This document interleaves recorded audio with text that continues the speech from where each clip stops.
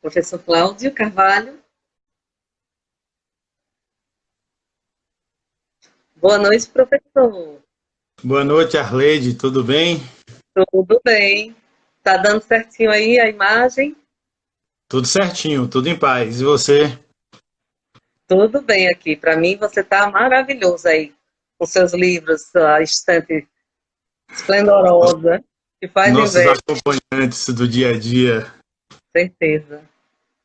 Professor, a gente está tentando desenvolver as ferramentas aqui. Logo, Ah, logo, a gente dá início à nossa conversa, nosso bate-papo maravilhoso sobre a cidade que tranquilo, queremos. com certeza. Com algumas dificuldades, mas a gente vai superando. Vai se acostumando. Beleza, temos aí o Coletivo Pela Vida, que entrou, Jucenildo, nosso amigo, companheiro de universidade também. Maravilha, estou gostando de ver. Alicia, Meilan, muito obrigada, pessoal. Obrigada por comparecer. Vamos, portanto, dar mais só um minutinho para a gente aguardar aqui a organização do material, que o pessoal está preparando. E vamos dar início a essa live com o professor Cláudio Carvalho, para tratarmos da cidade que queremos. É isso aí. É um prazer e uma alegria estar aqui conversando com vocês no dia de hoje. É uma honra nossa ter a sua participação, a sua contribuição com um tema tão importante, principalmente nessa época, nesses dias que nós precisamos despertar justamente a importância de se analisar a cidade. Muito bem. Professor Cláudio Carvalho, aqui conosco. Eu acho que nós podemos começar, professor. Como é que está a imagem? Tá bom? Tá tranquilo, tá tranquilo. Pronto. Então, boa noite a todas e todos. Boa noite ao professor Cláudio Carvalho. Gostaria de fazer esses cumprimentos ao pessoal que está participando aqui no chat e deixar já de pronto o nosso agradecimento especial também ao Coletivo Pela Vida, ao grupo de lideranças sociais que participa desse coletivo, estão aqui participando também. Minha mãe, Sônia Maria, entrou, olha só, prestigiando a filha, né? Mas, sem mais delongas, nós estamos hoje para discutir a cidade que queremos. A importância de se olhar a cidade que nós queremos viver, que nós estamos vivendo e que nós participamos. Então, nós temos um convidado muito especial,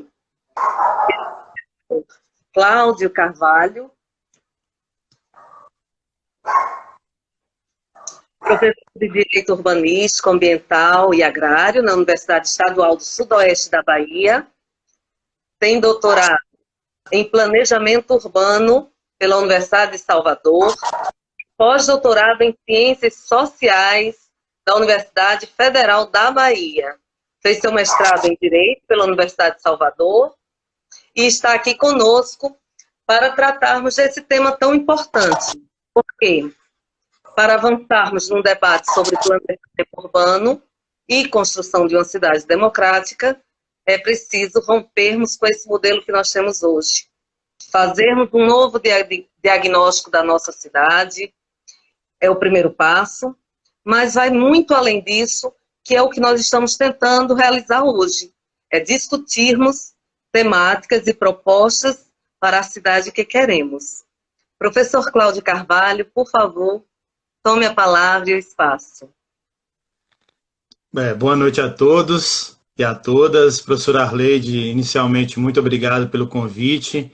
Reafirmar a alegria, o prazer de poder conversar com você, com a população de Mossoró, nesse dia de hoje, sobre a cidade que queremos, já que hoje 85% da população brasileira reside nas cidades. E é justamente na cidade que a gente tem uma série de atividades. Quando eu preciso tomar uma vacina, eu procuro o posto de saúde do meu bairro. Quando eu preciso matricular minha filha ou meu filho na creche, ela precisa estar próximo de mim. Quando eu vou me deslocar na cidade, seja a pé, de bicicleta ou no transporte público, a mobilidade urbana vai ser extremamente importante. Então, você tem uma série de atividades na cidade que faz com que discutir a cidade que temos e a cidade que queremos, é um momento muito importante. Não só no ano eleitoral como esse, em 2020. Eu começo dizendo, inclusive, que um primeiro item, um primeiro elemento importante para a gente discutir uma cidade que queremos é justamente uma gestão democrática da cidade ou democracia pela cidadania. É preciso, professora Arleide, e você colocou muito bem essa questão da renovação, que as pessoas possam recuperar a atuação no espaço público. Quando eu falo a recuperação no espaço público, seja desde a praça a uma associação de moradores. Por exemplo, eu tenho uma praça aqui ao lado da minha casa que constantemente eu vou passear com meus cachorros, com minhas cachorras, e eu tenho a oportunidade de conversar com os meus vizinhos sobre os problemas da cidade, o buraco na rua, o poste que a lâmpada queimou. Isso vai fazendo com que eu tenha um trabalho de sociabilidade política com as pessoas que estão no meu entorno.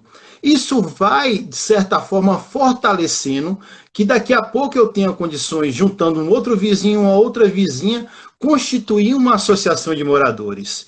Essa associação de moradores já terá a possibilidade de discutir questões mais amplas no meu bairro. E aí, depois de fortalecer a associação de moradores, eu posso, de repente, constituir um processo de ação cotidiana mais firme, por exemplo, no Conselho de Urbanismo, no Conselho das Cidades. Então, esse processo de fortalecimento da democracia.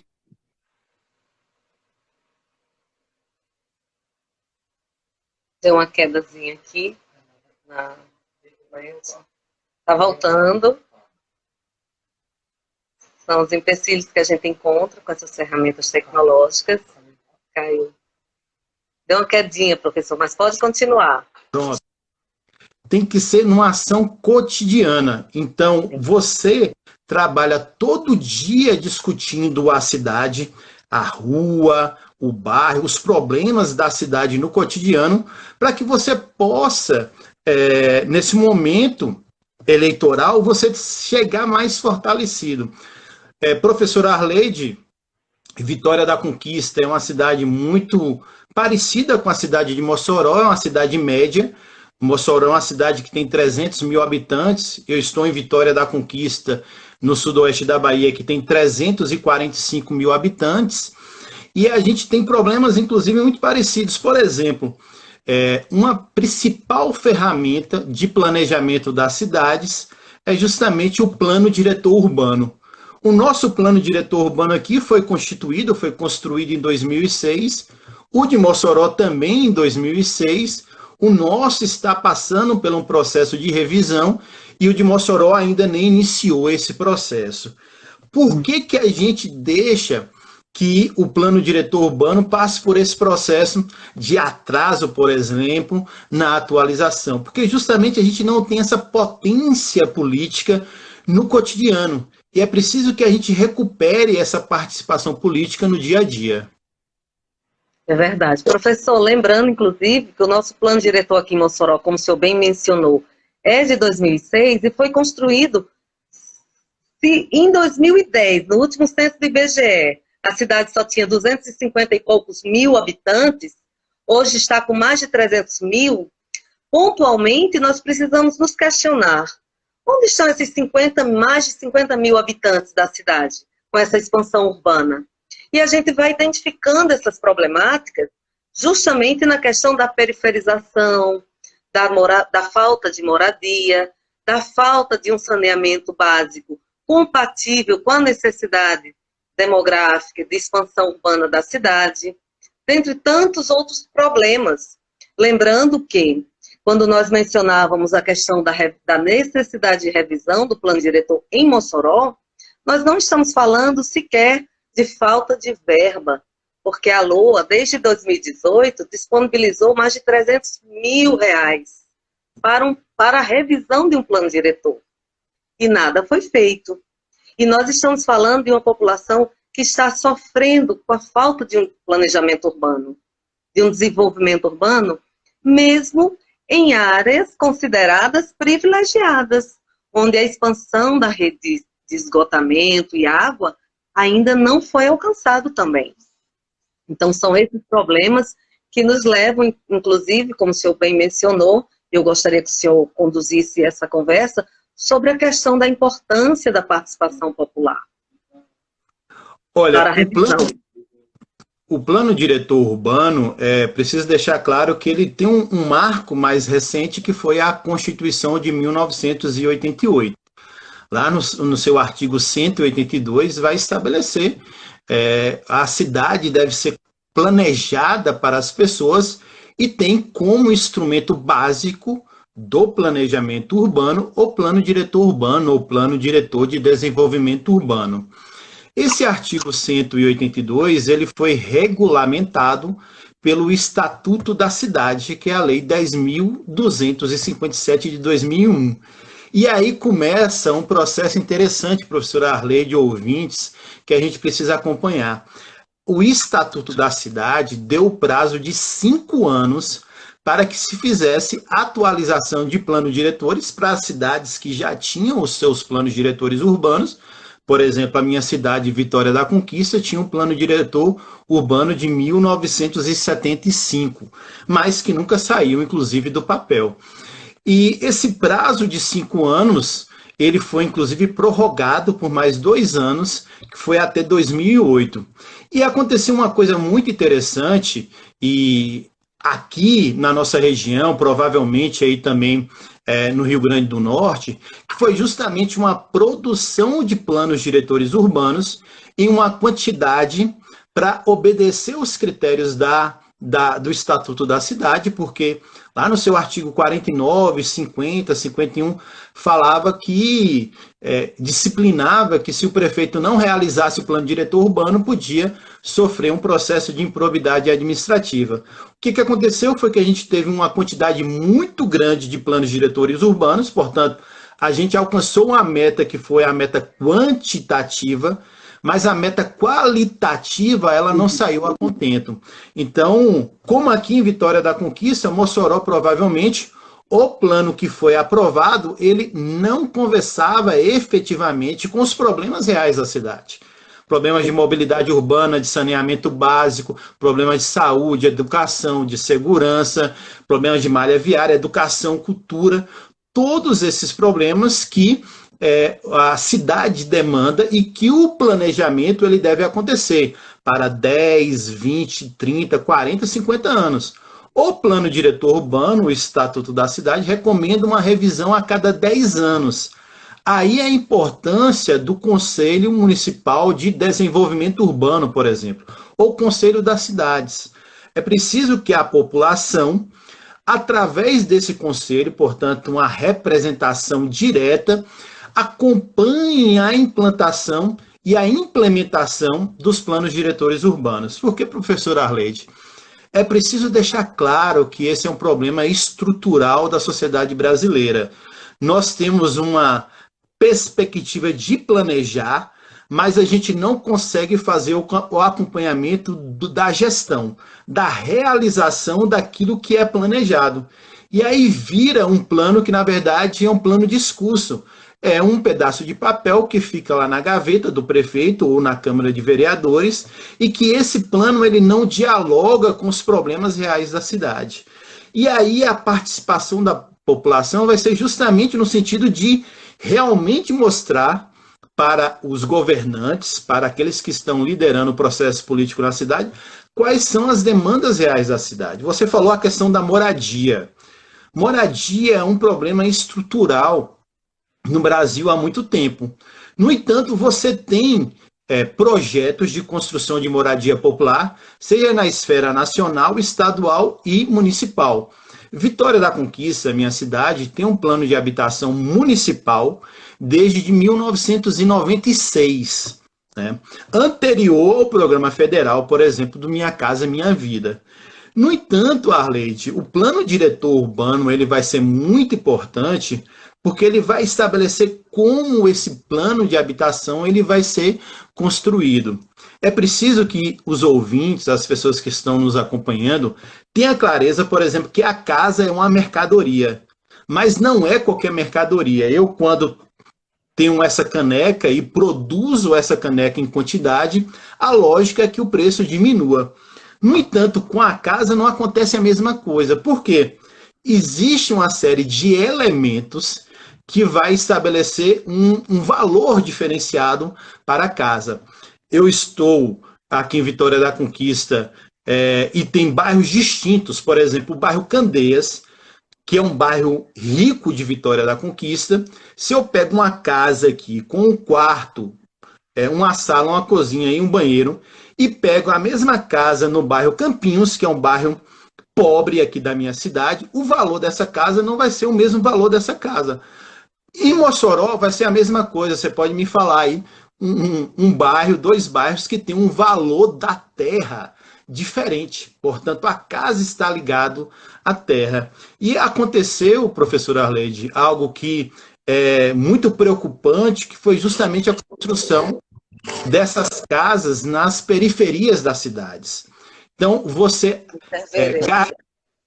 garante o direito à moradia, mas não garante o direito à cidade. Por quê? Essa moradia está muito distante. Cláudio, nós temos uma interferência. Me permita, só um minutinho. Tranquilo. Retomar aqui. Está gravando, tá? Pode falar, professor. Não sei o que foi. Então, você vai ter uma casa que ela não tem escola, não tem um posto de saúde, não tem um transporte público.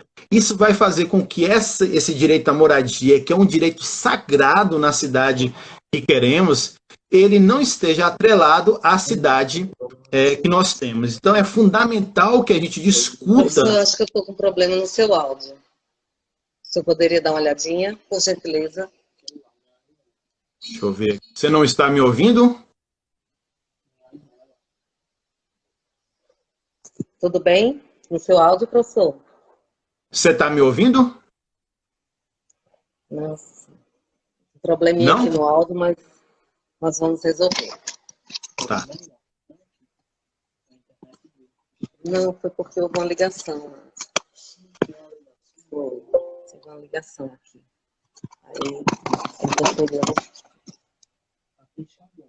Aí, então nós vamos continue, professor. O professor aqui está dizendo que está ouvindo claramente. Seja só no meu celular.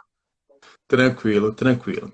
Então, quando a gente discute a moradia, é necessário que o planejamento urbano ele esteja justamente contemplando essa cidade. E você falou uma coisa interessante, professor Arleide, que foi os próprios bairros ricos, no caso de Mossoró, reclamando da questão da infraestrutura. É preciso justamente que a gente tenha condições de fazer um planejamento mais adequado que contemple a cidade toda. Então, nessa perspectiva de você apresentar uma cidade planejada, o plano diretor urbano e a participação da população vai ser muito importante. E aí eu digo para você que aí você pode me falar depois, aconteceu aqui na minha cidade, em Vitória da Conquista, e em várias cidades brasileiras, que foi a aprovação do perímetro urbano das cidades de maneira artificial.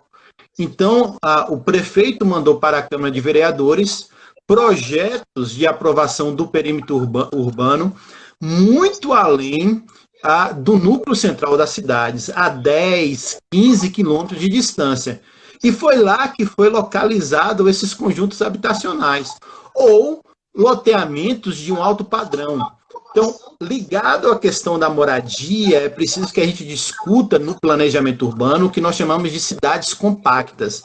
Então, foi um maior erro das prefeituras, aprovada em Câmara de Vereadores, o aumento artificial do perímetro urbano.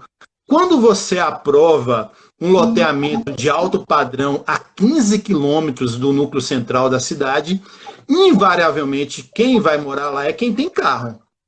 No entanto, o trabalhador, a trabalhadora doméstica, por exemplo, ela vai ter que pegar um ônibus para chegar até lá. E dificilmente o poder público vai ofertar esse ônibus. E quando vai ofertar, vai ser numa quantidade menor, que vai demorar muito. Isso vai aumentar muito o custo de investimento para o poder público. A malha de saneamento básico, segurança pública, tudo isso vai fazer com que o perímetro urbano seja construído de forma errônea ou inadequada.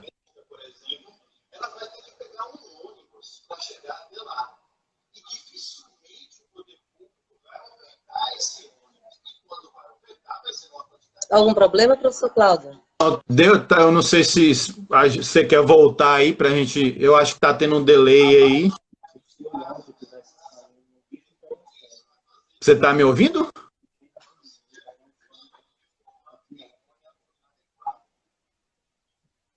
Não sei se está tendo um delay. Tivemos outro probleminha aqui no áudio. Eu vou tentar pegar o... Minha equipe está meio fraca aqui, viu? Acontece. Segundo o pessoal aqui que está nos acompanhando, está tudo bem aqui. Mas, infelizmente, eu vou... Isa Thalita colocou aqui, inclusive, que não se observa o lado de quem trabalha.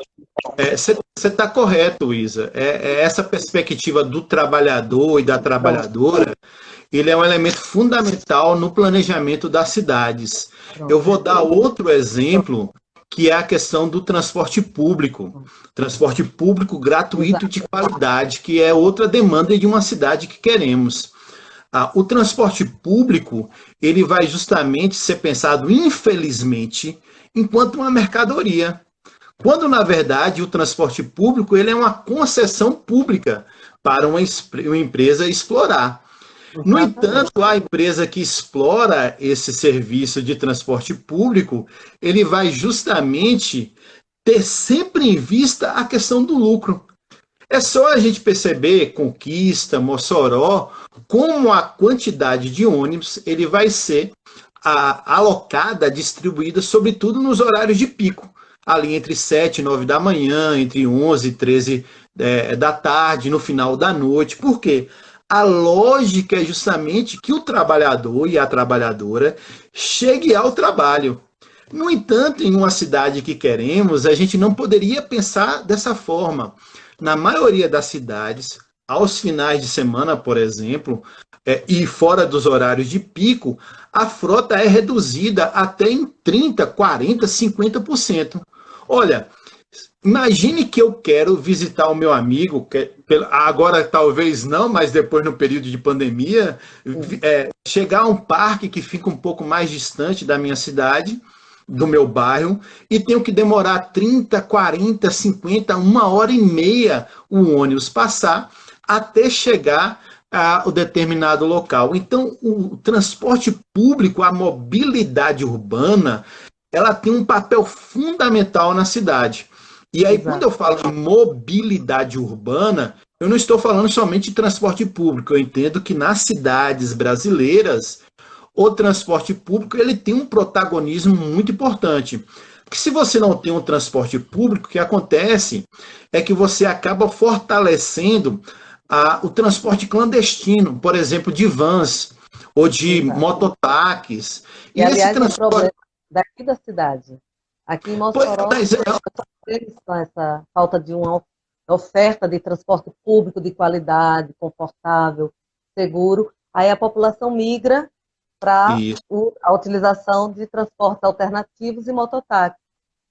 Sem falar no fato de que o nosso plano municipal de transporte, de mobilidade pública e urbana é muito deficiente, não está compatível sequer com a nossa política nacional, prioriza, aliás, o transporte privado, motorizado, em detrimento de toda a política que hoje vem sendo adotada, não só no Brasil, como deveria ser uma política nacional, mas externamente nos outros países. Mas, Isso é uma questão que é preciso a gente ter uma clareza do protagonismo do transporte público e das outras modalidades da bicicleta, de você andar, o que a gente chama de intermodal. Só para dar um exemplo, professor Arleide, e quem nos ouve, aqui na minha cidade, Vitória da Conquista, nós tínhamos duas empresas. E houve um processo de incentivo um pouco não declarado do candidato a prefeito, que agora é candidato à reeleição, no sentido de incentivar o transporte de vans. O que aconteceu foi que a empresa, uma das empresas, não conseguiu participar dessa concorrência que é desleal e saiu da cidade. Significa que hoje nós temos uma empresa e o transporte de vans sendo trabalhado na perspectiva de uma legitimação. Só que esse transporte ele não é seguro, esse transporte ele não tem a mesma perspectiva das gratuidades de idosos, por exemplo. Então você vai perceber como esse tipo de transporte ele vai dificultar muito mais esse processo. Professor Arleide, você falou de outros países. É claro que quando você pensa em outras cidades, Amsterdã, Copenhague, na Europa, você vai perceber que o modelo de cidade já vem, e o modelo de planejamento já vem desde a década de 60. Então você tem um sistema viário que é pensado para você se deslocar na cidade, por exemplo, de bicicleta. E com a pandemia a gente viu isso, como as ciclovias, as ciclofaixas, a questão da calçada segura, como ela é importante para incentivar o transporte não motorizado. Então, e aí um detalhe importante, professor Arleide, que eu queria ressaltar: o trabalhador e a trabalhadora de 1 a 2 salários mínimos já se desloca de bicicleta pela cidade. Nós temos dados do IBGE que cerca de 15% dos trabalhadores já se deslocava de bicicleta para o trabalho como transporte fundamental. O que houve foi um deslocamento da classe média, que antes se deslocava, por exemplo, de metrô ou de ônibus e agora está se deslocando de bicicleta. Mas o importante é a gente pensar no planejamento, e aí talvez seria o problema da minha cidade, da sua cidade, Mossoró, e da maioria das cidades brasileiras, que é o que a gente chama de mobilidade intermodal. É preciso que os sistemas dialoguem. Por exemplo, na minha cidade tem ciclovia, na maioria das principais avenidas. Quando não tem ciclovia, que é aquela, para quem está nos ouvindo, é aquela que é separada, que é segregada. Ou uma ciclofaixa, que é aquela que não é separada. Eu tenho ciclovia e tenho ciclofaixa, mas o meu deslocamento do meu bairro para o centro, quando eu chego no centro, eu não tenho cicloviário. Eu não tenho local para colocar minha bicicleta. Eu tenho que amarrar ou trancar minha bicicleta literalmente no poste, por exemplo. Isso vai dificultar muito. Em outras cidades, você tem o incentivo de você, por exemplo, levar sua bicicleta no ônibus, levar sua bicicleta no metrô. Isso facilita com que você possa percorrer um período de bicicleta, depois você pegar um metrô e depois você terminar o seu percurso a pé. A mobilidade urbana tem um papel muito importante no planejamento das cidades brasileiras.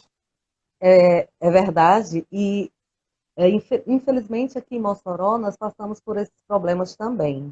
Nós tivemos cerca de mais de 680 mil reais de investimento em ciclovias desde 2016, não, 2018 para cá, e infelizmente nós não vemos essas ciclovias. Aliás, eu entendo muito bem que nós precisamos também modificar essa cultura interna que nós temos de optar pelo rodoviarismo, pelo automóvel privado, né, pela moto, e quando nós deveríamos introduzir nas nossas cidades, na cidade de Mossoró, em Vitória da Conquista, uma concepção mais de sustentabilidade, mas infelizmente nós não temos, por parte sequer da gestão pública, esse olhar para a nossa cidade se desenvolver de forma sustentável, muito menos partimos da população, o que nós precisamos romper com essa concepção de que nós devemos ter carro para ter status. Romper com a concepção de que a cidade só é boa quando tem muitas estradas, ou estradas largas, né? Então, a gente precisa realmente trazer para a nossa população essa ideia maravilhosa da descoberta do que é uma cidade sustentável, democrática, inclusiva, porque mobilidade urbana é inclusão. Nosso plano diretor, por exemplo, em Mossoró, não tem um tratamento para os ciclistas nem para os pedestres. Então, nós temos polos de universidades, mas sem faixas para atravessar uma BR, por exemplo. Nós sofremos com essa precariedade.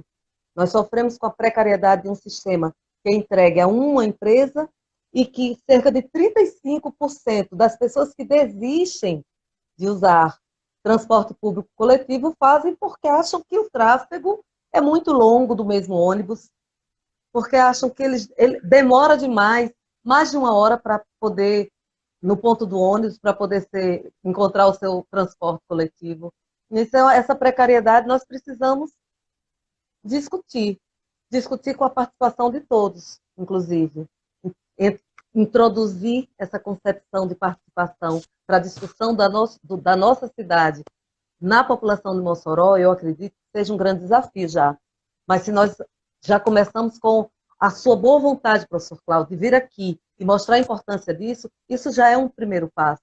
E eu até agradeço. Professor, nós estamos aqui com a participação de pessoas muito queridas, professor Josivan, da UFESA, professor Moisés, também, Isaíra, nossa companheira colaboradora, também ali no PCdoB, camarada, e outras pessoas que estão participando ativamente da nossa discussão aqui, a quem eu agradeço muito. Professor, nós temos uma dificuldade aqui em Mossoró, que é a livre ocupação dos espaços públicos. Aliás, no que diz respeito a essa questão, nós sofremos principalmente por falta de infraestrutura, em áreas, inclusive, já urbanizadas para o lazer, para o esporte, mas também a necessidade da cidade descentralizar os espaços públicos para os bairros. Nós sofremos, inclusive, com a falta de um olhar para a nossa juventude, que não tem acesso a esporte por falta de quadras, por falta de ginásio, que não tem acesso a políticas de inclusão na arte e na cultura. Nós temos um grupo maravilhoso de slam, mas ele é invisibilizado. E nós queríamos que o senhor nos mostrasse um pouquinho que soluções nós poderíamos ter para a cidade que queremos, com a inclusão da juventude, com o fomento à arte e à cultura da nossa cidade. Professora Arleide, eu vou até, antes de retomar essa questão do espaço público, só respondendo aqui uma questão do Pedro, que ele colocou aqui no chat, que eu acho que é interessante a gente contribuir e fazendo o fechamento com a sua fala sobre a questão do status do carro, só para fechar essa questão da mobilidade urbana. O Pedro vai colocar na questão dos consórcios entre as cidades, né, de como você tem que planejar também pensando nas cidades. Eu concordo com o Pedro, que fez essa ponderação aqui no chat, que a cidade ela não está nas nuvens. A cidade ela está inscrita em um território. E é preciso sempre, no planejamento e na gestão, a gente ter essa preocupação com a escala do regional, a escala do que é mais local. Por exemplo, se você está em uma cidade que está situada em uma região metropolitana aqui da nossa capital, por exemplo, como Salvador, é necessário que você pense o transporte, e não só o transporte, a questão da saúde, a questão das universidades, de maneira regional. Por exemplo, Salvador, só recentemente teve a construção do metrô, recentemente que eu falo, tem uns 5 anos, e você tem uma série de cidades ao redor ali, na região metropolitana, Dias Dávila, Lauro de Freitas, Simões Filhos, que tinha linhas de ônibus que ligavam as chamadas linhas intermunicipais ou intermetropolitanas, que ligava aquela cidade até Salvador, um bairro de Salvador. Então, no planejamento da cidade, foi necessário justamente você pensar que esse ônibus vinha até um metrô, a estação do metrô, você faria um transbordo e depois você pegaria o metrô até um determinado local de Salvador. A mesma coisa acontece no bairro. É preciso, e aí você pegando essa questão que você falou, é preciso que a gente tenha um planejamento nas cidades, na escala do bairro. E aí é muito importante a gente pensar o bem comum, o orçamento para todos e para todas na cidade. Quando você vai pensar a escala do bairro, tem 2 elementos principais que a gente tem que analisar, e aí, inclusive, reforçando a participação da população. Um primeiro item é justamente a inversão de prioridades. Qual é realmente a prioridade daquele bairro, ou qual é a prioridade dos bairros? E segundo a população deve realmente participar desse processo. Então, se eu tenho a necessidade de uma quadra, aqui em Vitória da Conquista, nós fizemos um estudo das áreas de lazer, os espaços públicos, ginásios, praças estruturadas. Quando nós falamos em praça, professora Arleide, é muito importante. A praça eu acredito muito na importância da praça como um espaço público, uma potência pública de participação da população. Mas não é qualquer praça. Eu preciso que essa praça, por exemplo, tenha um banco para eu sentar nessa praça para conversar com meus amigos, com meus vizinhos. Eu preciso que nessa praça tenha brinquedos para que meu filho e minha filha possam brincar. Eu preciso que nessa praça tenha um equipamento de ginástica para fazer musculação, um exercício a céu aberto. Nesse período de pandemia, então, nem se fale. Eu posso estar lá sozinho ou com 1 ou 2 pessoas e ter oportunidade de fazer uma atividade em uma academia a céu aberto. E eu preciso ter pequenas arenas para possibilitar que a população possa, através da arte, sem necessidade de fazer um requerimento ao poder público municipal, ocupar essas praças. Você falou que a questão do slam, que é muito importante, da poesia, da música insurgente. Aqui, Vitória da Conquista, a gente já fez vários trabalhos no sentido de acompanhar um movimento de grafite, de picho, e que são movimentos marginalizados na cidade. Então, quando você vai pegar o grafite e a pichação, que são escritas de insurgência da cidade, aquilo que eles não conseguem falar é colocado de forma de uma manifestação pública. E a praça, ela vai ter uma oportunidade de agregar esses grupos. Então a gente vai perceber, inclusive, não só aqui em Vitória da Conquista, Salvador e outras cidades, Recife, São Paulo, a potência política desses movimentos culturais como forma de transformação da sociedade, com várias manifestações, seja no combate ao racismo, seja no combate ao machismo, seja o combate à transfobia e outras formas de violência que você tem na cidade. A praça, através da música, através da poesia, através da literatura, vai ter oportunidade de ser esse catalisador. Infelizmente, na sociedade que nós vivemos, e aí cabe um momento de reflexão, tem muita gente que acha que a praça do shopping center é a praça que vai emprestar uma identidade à população. Não é. A importância da gente cuidar da praça do bairro, a importância da gente cuidar da praça que está próxima a gente, como forma justamente de transformação, como forma de solidariedade naquele espaço público que a gente tem na cidade.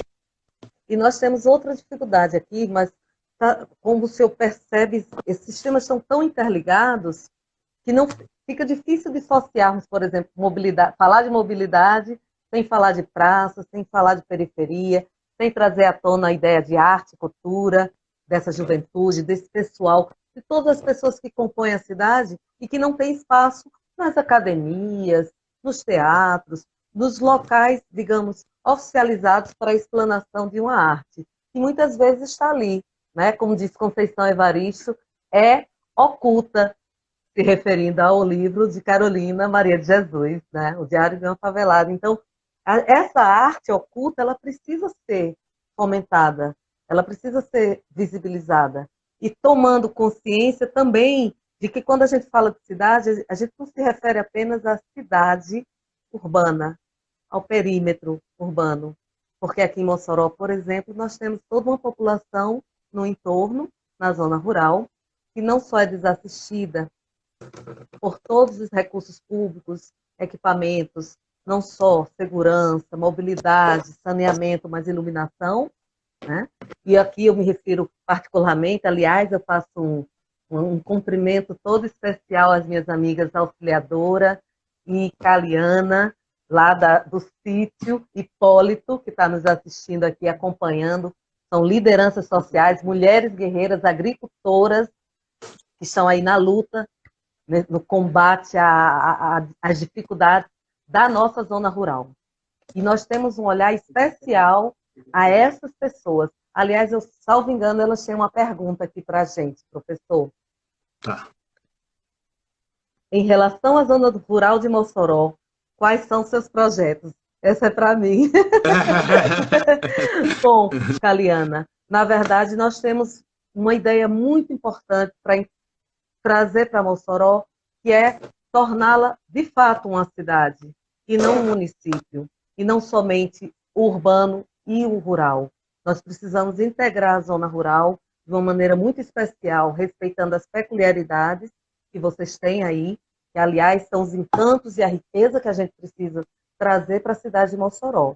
Um dos meus objetivos e propostas é justamente fortalecer a nossa agricultura familiar, fortalecer projetos de protagonismo da mulher agricultora como você, Caliana, como auxiliadora, que merece esse olhar, essa atenção, mas projetos que sejam construídos coletivamente.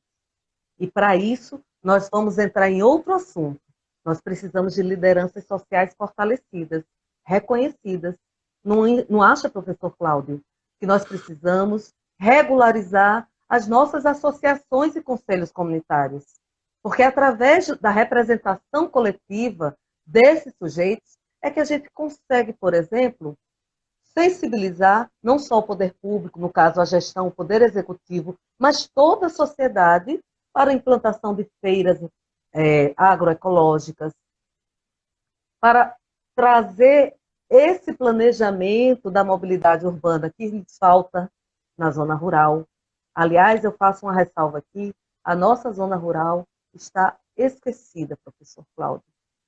Nós precisamos, eu sei que segurança pública, por exemplo, não é a competência do município, mas nós não podemos nos eximir dessa responsabilidade enquanto ente federado, de fortalecer essa política também de segurança pública na zona rural, porque os nossos agricultores já estão empobrecidos pelas políticas ineficientes, escassas para lhes assistir, e mesmo assim estão sendo vítimas de muitos males, com a bandidagem, com a criminalidade, que é outro tema que a gente precisa retomar, porque a nossa juventude precisa de espaço, e aí eu volto. Olha o ciclo, professor. A gente volta ao ciclo.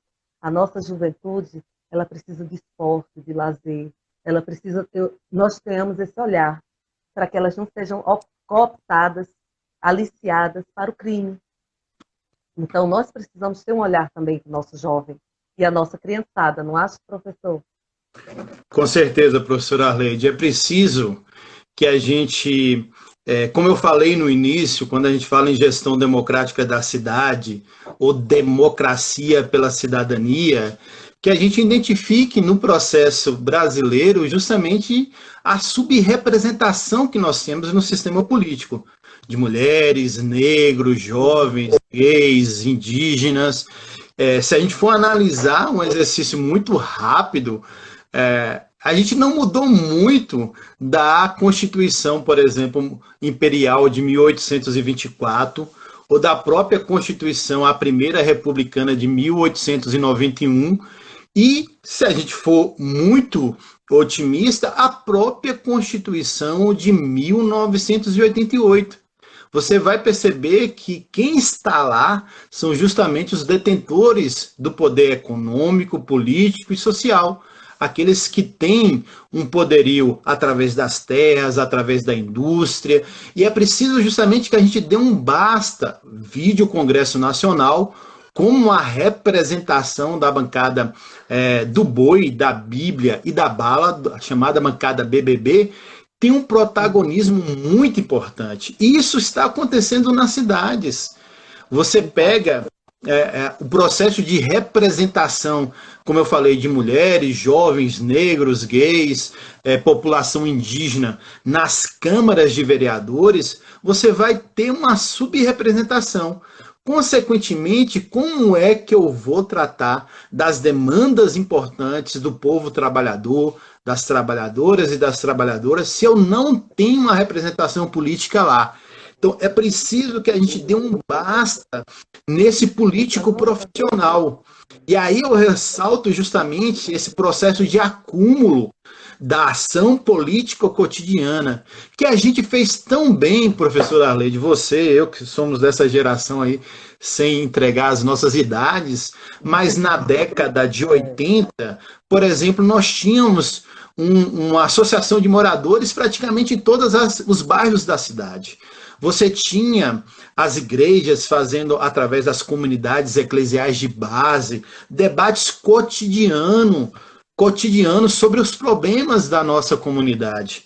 E a gente vem perdendo essa capacidade de debate. O que aconteceu, como você falou, quando a gente perde a juventude para a criminalidade, você pega os conjuntos habitacionais do Minha Casa Minha Vida, que ficam justamente nas franjas da cidade, como eu já falei, não só aqui em Vitória da Conquista, mas essa é uma realidade em todo o Brasil.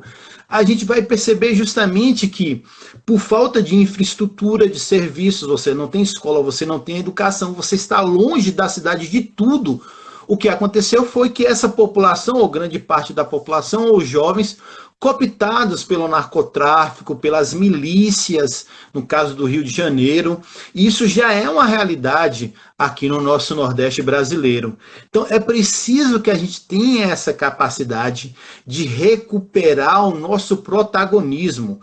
A eleição ela é importante, como eu falei, é um momento que ela é catalisadora do processo de debate da sociedade, mas ela não deveria ou não deve ser o momento mais importante, porque a luta institucional, que é justamente a luta na Câmara de Vereadores, nas prefeituras, através das assembleias estaduais ou federais, ela é um momento. Eu digo que essa luta social que você falou, e eu fico muito preocupado quando em Mossoró, e aqui em Vitória da Conquista, nós temos uma realidade um pouco diferente, nós temos um movimento de associação de moradores um pouco mais fortalecido. Fico muito preocupado quando você não tem uma cidade de 300 mil habitantes como Mossoró, sem uma rede de associação de moradores fortalecidas. Aliás, professor, só me permita interromper, nós temos mais de 600 representações coletivas, mas nós temos pouquíssimas que têm regularidade, por exemplo, fiscal, nos cartórios, que é uma questão que a gente precisa abraçar. O protagonismo das lideranças sociais e comunitárias começa também através de uma equipe que possa dar assistência, capacitação para essas entidades, sob a linha segmento contábil, jurídico, fiscal, sob a questão do protagonismo. Essa formação, essa capacitação para eles é imprescindível, porque o que nós vemos hoje, muitas vezes, é moeda de troca. O líder comunitário, ele se compromete com A, com B, com C, de uma Câmara Municipal ou da gestão, em troca do pagamento da água, da luz, do papel da água, da luz. E isso não é democracia, não é participação, não é governança.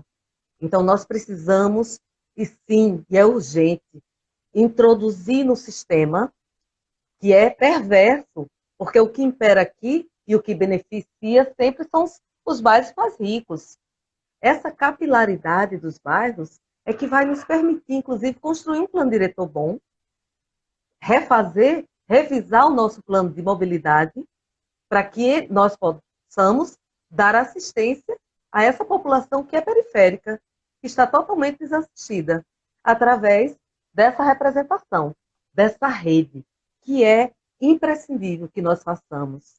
Porque a partir da gestão atual e de um projeto de extensão que nós coordenamos com o professor Moisés, por exemplo, nós não tivemos acesso a grupos de lideranças sociais porque estavam sendo, digamos, assediados pela gestão para que não compusessem o nosso núcleo de atendimento contábil e jurídico. Pasme, nós fazíamos um trabalho voluntário para que essas pessoas pudessem se capacitar, se regularizar, e a gestão, sob ameaça, os impediu de participarem.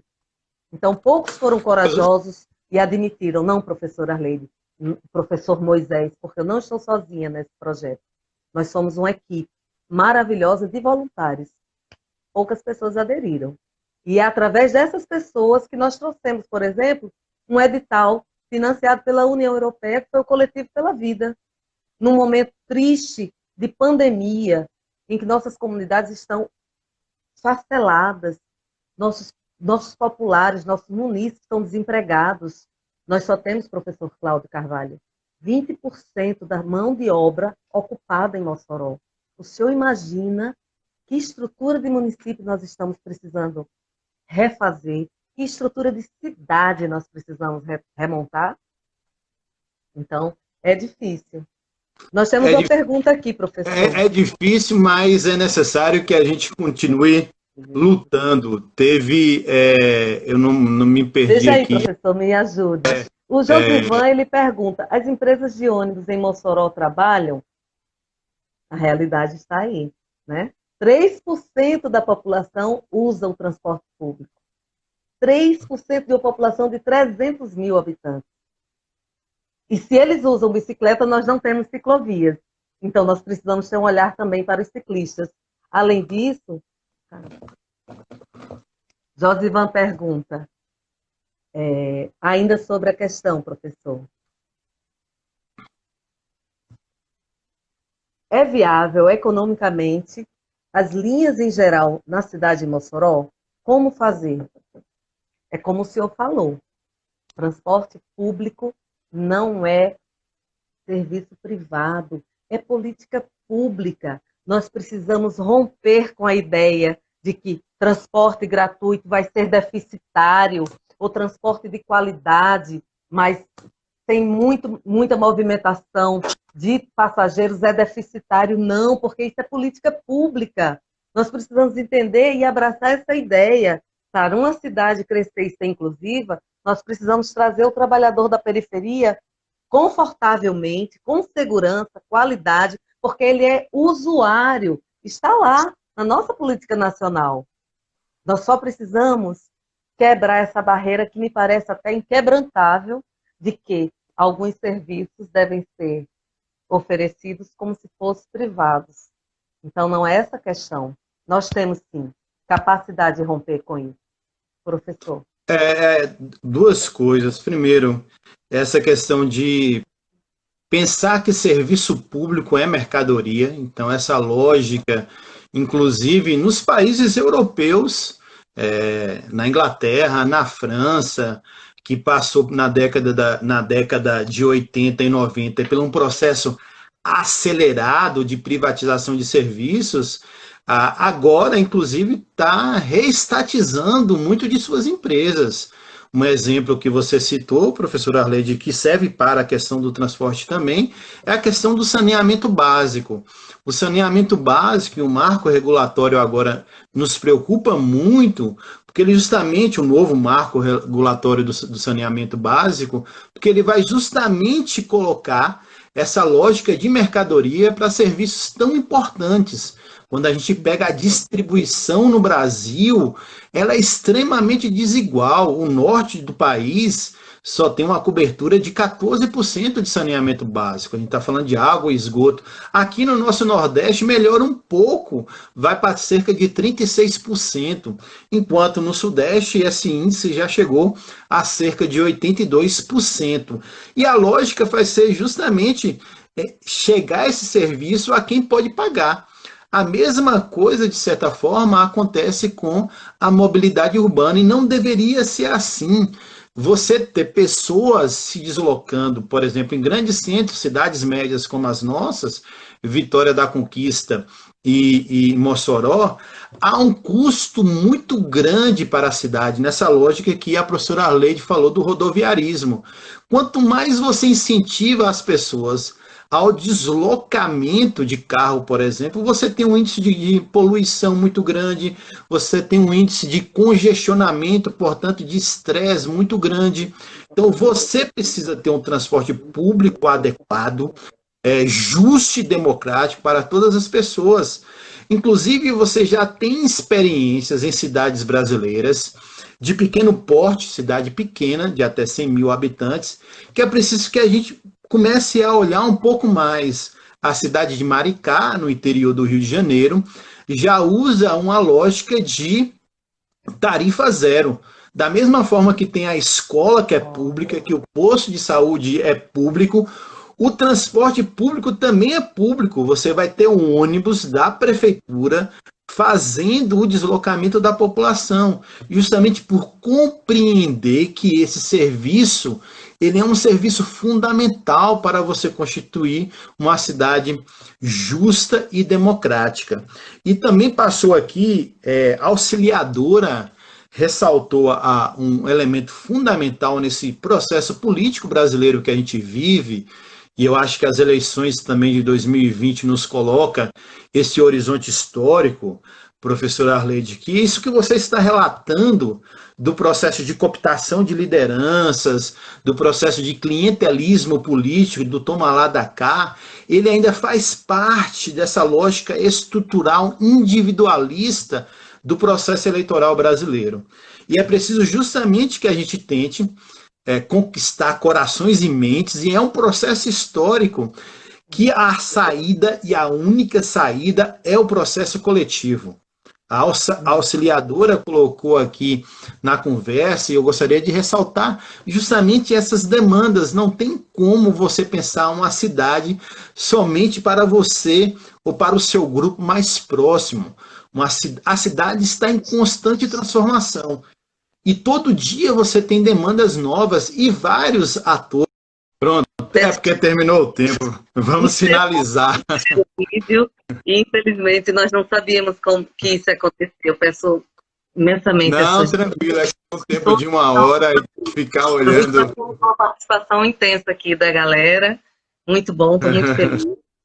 Mas continuando a sua discussão, e acho que já caminhando, né, se aproximando do encerramento, mas fique bem à vontade. Eu gostaria, primeiro, mais uma vez, agradecer a oportunidade de conversar com você, professora Arleide, com a população de Mossoró, as pessoas que interagiram aqui com a gente. Eu acho muitas questões importantes e eu acho que o recado final é que a gente tem que sair desse processo de 2020 fortalecendo o processo democrático. E eu costumo falar nas últimas falas que eu tenho feito, que a gente passa por um processo de verdadeira desdemocracia. Então é preciso que a gente fortaleça a democracia através da potência política do nosso corpo, como eu falei, na ação cotidiana. A eleição não é um fim em si mesmo, portanto, até o processo eleitoral, a gente vai ter todos os momentos aí, todas as preocupações voltadas para o processo de debate das cidades, como a gente falou aqui, da cidade que queremos, desde a questão da moradia, do espaço democrático, do orçamento justo e democrático, de espaço público para todos e todas, do combate à violência de todas as formas, de uma cidade compacta. Praticamente aqui, se a gente fosse sintetizar, nós teríamos uma plataforma de debate para uma cidade que queremos. É necessário que a gente olhe com muito cuidado para os candidatos e as candidatas para a Câmara de Vereadores. A Câmara de Vereadores tem um protagonismo fundamental, porque é lá que, por exemplo, vai aprovar o plano diretor urbano, é lá que vai aprovar o orçamento da cidade, é lá que vai acompanhar todo o processo de gestão do poder público municipal através da prefeitura. E eu fico muito feliz, professora Arleide, de ver pessoas como você em Mossoró, do professor Daniel Valença em Natal, tendo essa perspectiva de acumular, sendo catalisador dessa luta coletiva. Eu vejo com bons olhos, inclusive, a todo esse processo de acúmulo, de reconhecer que determinadas candidaturas só tem um nome, mas não é uma candidatura personalística.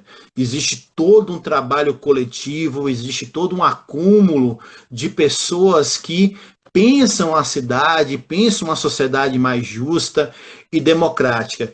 E eu espero, sinceramente, que a gente saia fortalecido desse processo, fortalecidas desse processo, para que a gente possa, em 2021, continuar esse processo de recuperação da ação cotidiana na cidade. A gente está aqui numa live, portanto, em função da pandemia, sendo mediado pela tecnologia, mas a tecnologia a gente tem que tomar muito cuidado, que ela pode auxiliar, mas também pode nos prejudicar. Seja o WhatsApp e determinadas plataformas de redes sociais, e eu espero sinceramente que a gente, pós a vacina, possa retornar a uma ação de olho no olho, de discutir com meu amigo, com meu colega de trabalho, com meu vizinho, os problemas reais da cidade. E aí, discutindo com os nossos semelhantes, com os nossos pares, que a gente de fato vai construir uma cidade mais democrática, justa, sustentável e resiliente. Eu acho que a conversa, o diálogo, ele é de fundamental importância para o processo político. E a gente tem essa tarefa histórica como forma de fortalecimento do processo democrático brasileiro, recuperar essa capacidade, essa potência que é o nosso corpo, a nossa ação cotidiana, nas práticas do dia a dia. É discutir na feira livre, é discutir na escola, no trabalho, na rua, na associação de moradores, em todos os lugares que a gente possa efetivamente nos reunir para pensar e debater. Eu acho que a divergência, o conflito, ele é saudável, inclusive, nesse processo, mas tendo a compreensão que a cidade ela deve ser pensada para todas e para todos.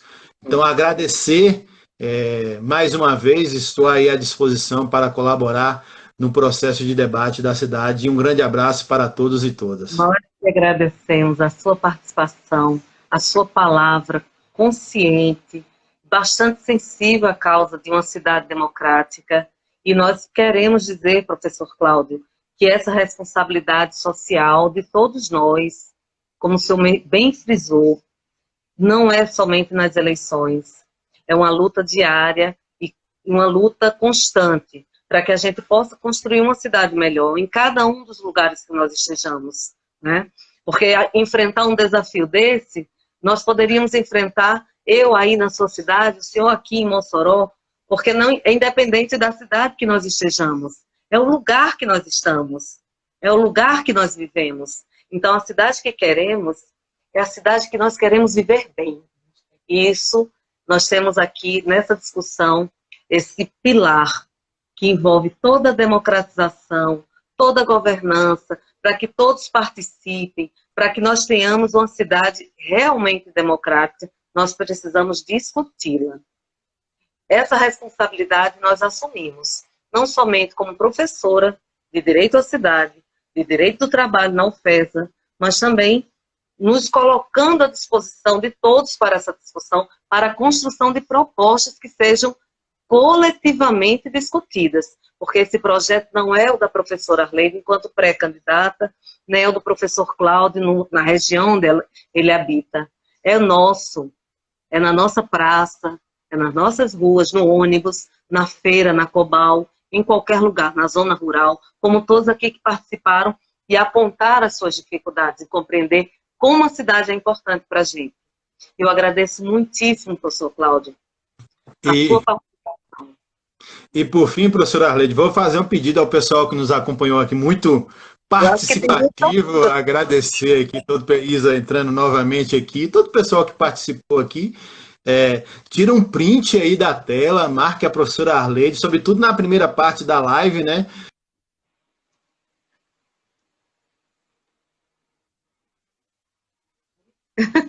Ainda tomei a liberdade de tirar também, professor Cláudio. Professor, tem duas perguntas ainda para o senhor aqui. Aliás, eu gostaria de ressaltar aqui a presença das nossas camaradas Isaíra, Randeberg, Ramos, Ana Luzia, Priscila Verena foi minha aluna, e Pedro Lúcio, nosso presidente aqui do Comitê Municipal do PCdoB, e secretário do Sindipetro também, do Sindicato Petroleiros, e professor Josivan, nós já falamos, Caliana, quem mais? Nós temos duas perguntas. Randeberg Ramos nos diz, se o senhor me permite, para a gente fechar, né, professor? Randeberg, você ficou para o final, porque merece, viu? Qual o maior obstáculo para estruturar fisicamente uma cidade não planejada? Qual o nome dele? Randeberg Ramos, ele é cientista social. É camarada. Qual o maior obstáculo para estruturar uma cidade fisicamente não planejada, que não foi planejada? Certo.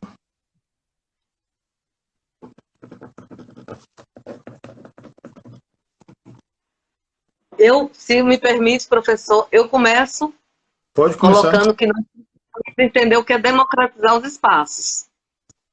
E os espaços públicos e os espaços privados, porque toda cidade precisa cumprir uma função social, assim como toda propriedade privada. E o que nós encontramos, por exemplo, hoje na cidade de Mossoró, se me permite colocar uma experiência nossa, né, municipal, é que nós temos muitos espaços vazios. O tráfego da cidade não flui justamente porque nós temos um plano de mobilidade que prioriza o automóvel. A cidade em si, ela não tem estrutura para eventos. Por quê? Porque nós centralizamos. Ao invés de democratizarmos a cultura e o lazer nos bairros, que é o que nós não fazemos. Então, quando nós pensamos numa cidade, em planejar uma cidade que já fisicamente ela traz a sua carga de falta de planejamento, nós precisamos pensar no coletivo, pensar na função social. E para isso, não somente o Estatuto, como o nosso plano diretor vai prever, sim, inúmeros instrumentos urbanísticos, como a desapropriação, como a assunção de tomada de imóveis que estão abandonados na cidade, como a taxação do IPTU progressivo no tempo, para que nós possamos trazer como prática a função social da propriedade, que nós não temos. Nunca nós temos previsão no nosso plano diretor, na Lei Complementar 012 de 2006. Nunca aplicamos um IPTU progressivo no tempo nessa cidade. E observem, todo imóvel precisa cumprir sua função social. Como não?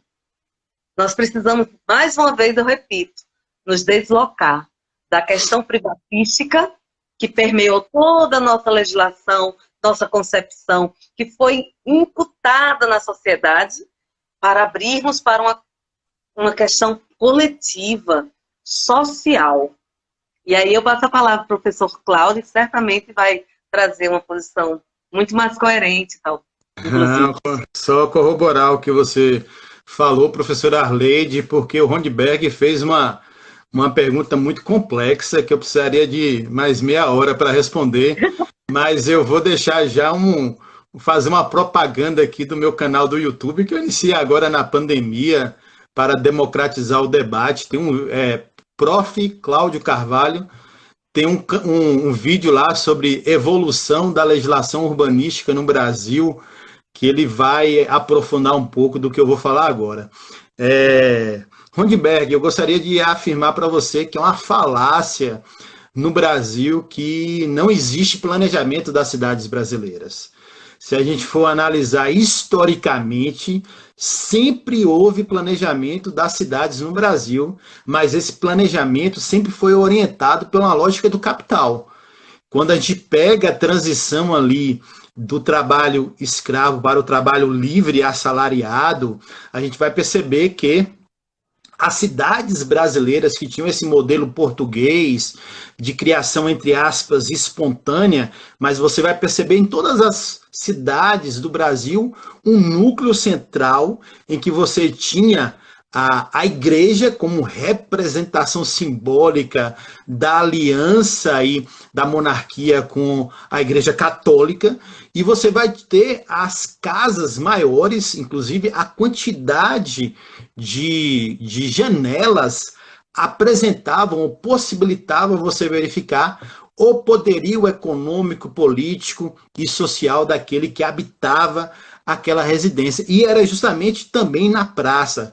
E as chamadas, que não existia Câmara de Vereadores, nem prefeituras, mas as chamadas câmaras de casa e cadeia, que era aquele processo que mediava a relação de criar as leis ou transformar as leis e o processo de punição, também ficava nessa praça. Então você vai perceber simbolicamente o processo de comando da cidade. Igreja, os senhores aí, os que tinham a possibilidade de ter uma concessão de terra da coroa portuguesa, e a Câmara de Casa e Cadeia, que era justamente a representação dessas figuras mais importantes da cidade. No processo de transição, só para citar rapidamente, São Paulo, a gente vai perceber como o planejamento dos bairros mais ricos, Morumbi, Pinheiros, Avenida Paulista, como a lei vai moldar pobres do lado dos pobres e ricos do lado do rico. Então você tem todo um processo de segregação socioespacial ou de homogeneização de vizinhança através da lei. Portanto, isso é um planejamento. Você vai ter legislação entre 1870 até 1890. Rio de Janeiro, a mesma coisa com os cortiços. Cortiço não poderia ficar nas áreas centrais, tinha que ficar longe. Aí você vai ter até o processo aí de nascimento das favelas no Brasil. É a lei que está dizendo isso. Aqui em Salvador, na nossa capital da Bahia, a gente tem uma avenida chamada Avenida 7, que ela começa no bairro da Barra e vai até o centro da cidade, e que é uma avenida centenária, que antes tinham cortiços, habitações coletivas, que na verdade foi remodelada em 1917 para habitar justamente a população que tinha um maior poder aquisitivo. O Corredor da Vitória, em Salvador, para quem não conhece, é uma parte da Avenida 7, que inclusive tem um nome diferente, Corredor da Vitória, que tem o maior valor venal hoje do Norte e Nordeste. O metro quadrado mais caro do Norte e Nordeste é justamente no Corredor da Vitória, em Salvador. E isso vai acontecer sistematicamente no Brasil, e o processo de planejamento ele sempre acontece. O que acontece, como eu falei, é que ele é orientado pelo capital. E aí você vai ter uma cidade que ela é construída a partir de um ideal higienista, um ideal civilizatório, que não respeita a diversidade da cidade. Então você vai pegar Brasília, por exemplo, a mesma coisa, você tem um plano piloto, é uma cidade modernista planejada, e que você vai ter o plano piloto e as cidades satélites. Gama, Sobradinho, Ceilândia. É o trabalhador longe o suficiente para não ser visto, mas próximo o necessário para ser explorado. A lógica é essa. Ou cidade planejada, ou não planejada, porque a lógica é a mesma. Eu costumo falar que há um processo de trabalho do poder público a partir da legalidade e o mercado imobiliário que vai agindo justamente naquelas lacunas, fazendo um processo de lobby. Aí a importância da Câmara de Vereadores. Eu não sei se acontece em Mossoró, mas aqui em Vitória da Conquista, um mercado imobiliário que tenta desenhar a cidade a partir da sua lógica, tem representantes. Nós temos aqui na minha cidade 2 vereadores que claramente representam as empresas da construção civil na cidade. Empresas de construção civil, incorporadoras. Então você vai perceber como isso é importante o processo de planejamento. Então, quando você fala o que fazer para estruturar cidades não planejadas, aí tem que tentar compreender que cidade não planejada é essa. É através de um documento ou não ter o documento? E para fechar, para não te deixar com a resposta sobre essa questão específica, é preciso a gente ter a clareza da cidade real que nós vivemos. Então você tem um bairro em Salvador, chamado Bairro da Paz, que agora é bairro, antes era uma ocupação, que Rio de Janeiro, São Paulo, muita gente acha que o mais adequado é a remoção dessa população. O Bairro da Paz, por exemplo, tem uma população de 100 mil pessoas. Como é que você vai retirar essa população? E todas ilegais. Salvador, a gente já pesquisou isso, inclusive no pós-doutorado, 60% da cidade de Salvador é ilegal. Isso é uma realidade não só de Salvador, na maioria das cidades brasileiras. Significa que aquela pessoa ela não tem uma escritura da sua casa. É fruto de uma ocupação. Né? E o que você vai fazer com essa cidade que não foi planejada? Você vai retirar essa população? Não.